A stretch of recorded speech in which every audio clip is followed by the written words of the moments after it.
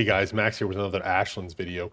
In this one, we're going to be talking about the dwarf allies that you'll find out here. I'm not going to try to pronounce their name.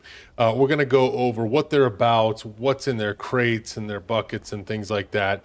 And at the end of the video, my initial thoughts on them. Let's get into it. The dwarf camps are not very common. In fact, I am on a different world now just to find another one because the 8 or 9 that I had on my original world got wiped out. There's usually 3 to 5 of the dwarves in the camp, and they usually all have bow and arrows, but they hit pretty hard. The 0 stars were hitting for around 60, 70 on me, and the 1 stars were hitting for about 120, 130.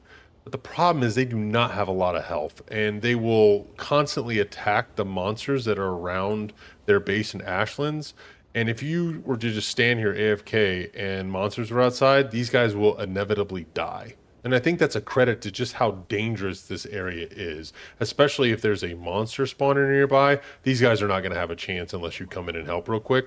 They are a nice little area of respite, especially if you're getting chased by like a Morgan or something like that. These guys will step in and help you out, so it's kind of like a short little breather area.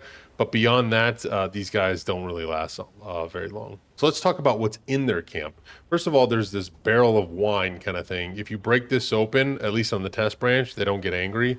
And there's usually tasty meat or tasty wine inside. There's this iron pit that came with the previous patch last summer, I think. And then there's these crates. And every time I broke open a crate, I would get 1 flametal ore. And that was it. There was nothing else inside. And that was pretty much it. There was no secret chest or anything like that, like in the Mistlands when you would break open that box and it would give you the device to work on the sappers. Nothing like that I could find here. It was just the crates, the wine barrels, and the fire pit.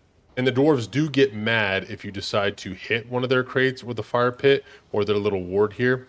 I typically found 6 to 8 crates per dwarf base. So, you know, if you decided to wipe everything out, you might get about, I don't know, 7, 8, 9 flametal ore. But I didn't really get anything else. And then every time I came into their base, I would find these little fiddlehead plants and the... here we go, the smoke puffs. And there are other buildings throughout Ashlands that have this, but I typically always found them in here. If you pick these plants, they don't get angry with you. And that was pretty much it. So my initial reactions on this, probably my least favorite thing so far about Ashlands. And that's not to say that, you know, I'm not unhappy with the game and the devs don't know what they're doing, or I'm not saying that, right? Everything else has just been so exciting, and we've seen these guys before. Nothing is really different here.